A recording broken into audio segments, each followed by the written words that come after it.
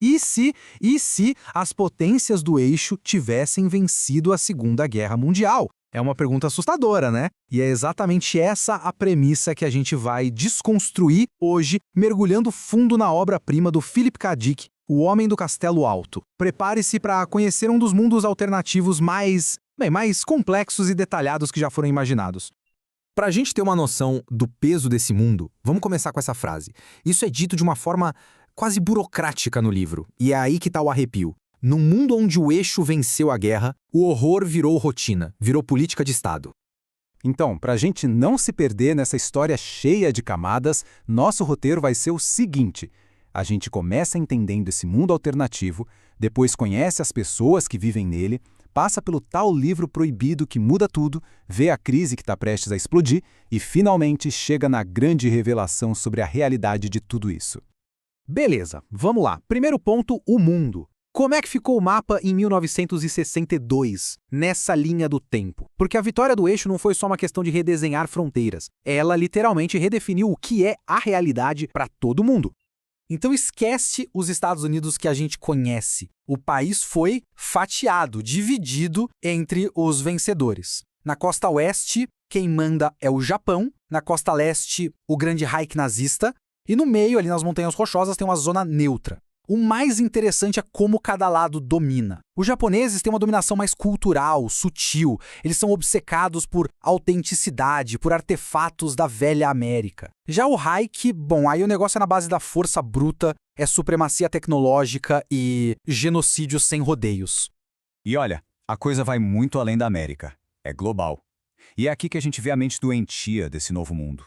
A mesma tecnologia que permite aos nazistas começar a colonizar a Lua e Marte é usada para coisas como drenar todo o mar Mediterrâneo para fazer fazendas. Ou para aplicar o genocídio em um continente inteiro, a África. Essa combinação de avanço tecnológico com uma brutalidade sem precedentes que torna tudo tão assustador. Ok, a gente já viu o mapa do pesadelo. Mas e as pessoas? Como é viver o dia a dia nesse lugar? Para entender isso, a gente precisa focar nas histórias humanas. São elas que dão corpo e alma para essa distopia. Para quem é americano, a vida agora se resume a uma coisa: como lidar com os novos donos do poder. E aí, cada um se vira como pode. Ou você se adapta, ou se rebela escondido, ou tenta fugir de tudo. E aí a gente conhece nossos 3 personagens principais, americanos, que estão tentando sobreviver. Primeiro, o Robert Tilden. Ele vem de antiguidades e vive para agradar a elite japonesa. É o tipo que busca aceitação bajulando o opressor. Depois tem o Frank Frank. Ele é um veterano de guerra e secretamente judeu, o que significa que ele vive com um alvo nas costas. A pequena rebelião dele? Falsificar as antiguidades que o Tilden vende. E por fim a Juliana Frank, ex-esposa do Frank. Ela está meio perdida, buscando algo mais, e é essa busca que vai levar ela para uma jornada perigosíssima, bem para o olho do furacão. Mas não é só sobre os americanos comuns. Enquanto eles lutam para sobreviver, nos altos escalões do poder, um jogo muito mais perigoso está rolando em São Francisco.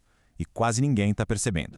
É aqui que as duas histórias, a das pessoas comuns e a dos poderosos, começam a se cruzar. De um lado, a gente tem o Sr. Tagomi, um oficial japonês de alto escalão, um cara todo certinho que consulta um livro místico para tomar decisões. Do outro, um tal de Sr. Baines, que se diz um industrial sueco. Mas, na verdade, ele é a peça-chave de uma conspiração que pode literalmente acabar com o mundo. A missão secreta dele é o que vai botar fogo em tudo. Agora, pensa no seguinte.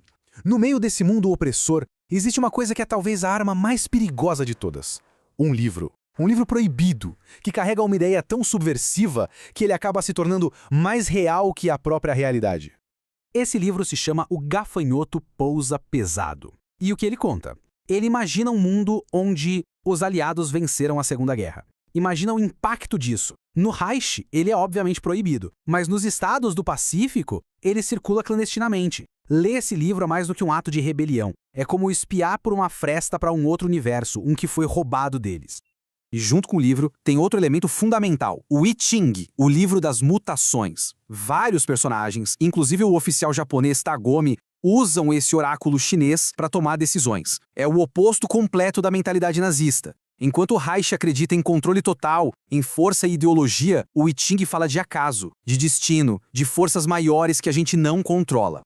Bom, a gente tem o mundo, os personagens, o livro, agora, a crise. Aquela paz meio tensa entre Japão e Alemanha tá por um fio. E o Sr. Baines, aquele suposto sueco, é quem traz a notícia que vai cortar esse fio. Uma notícia que pode levar o mundo à aniquilação nuclear. O que acontece é o seguinte: o chefão do Reich, o chanceler Bormann, morre. E aí já viu, né? Começa uma briga de foice pelo poder em Berlim. E quem tá ganhando essa briga são os piores dos piores. A galera mais radical, como Goebbels e Heydrich. Para eles, a paz com o Japão é só um obstáculo a ser removido. E é isso que o Baines veio contar para os japoneses. O nome do plano é Operação Dente de Leão. E é bem simples. Os nazistas vão forjar um incidente na fronteira e usar isso como desculpa para lançar um ataque nuclear surpresa e massivo contra o Japão. Fim de jogo. Dominação mundial total. A reunião secreta do Baines é a última e única esperança de impedir isso. E agora tudo converge. A gente chega no clímax, onde todos os fios da história se amarram e levam a uma revelação. Uma revelação que vira tudo de cabeça para baixo.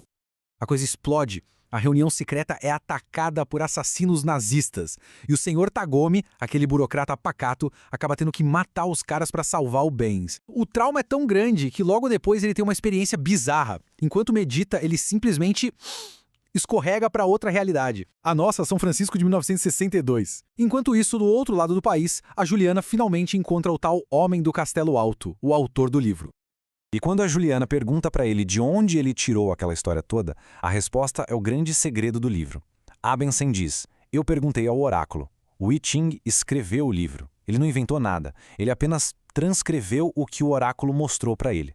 Pensa no que isso significa. O livro que eles achavam que era ficção, não é. É um relato de uma realidade paralela que é tão verdadeira quanto a deles. O oráculo mostrou a verdade de um outro universo. Isso quer dizer que o mundo horrível em que eles vivem não é a realidade. É apenas uma realidade. Uma possibilidade entre várias. E é com essa bomba que o livro termina. Não tem um final feliz, não tem uma resolução fácil. O que fica é essa pergunta, que serve tanto para os personagens quanto para a gente. Se o mundo deles, que parecia tão sólido, é só uma possibilidade, o que isso quer dizer sobre o nosso próprio mundo? Será que a nossa realidade também não é tão frágil e questionável quanto a deles? É um pensamento para ficar remoendo por um bom tempo.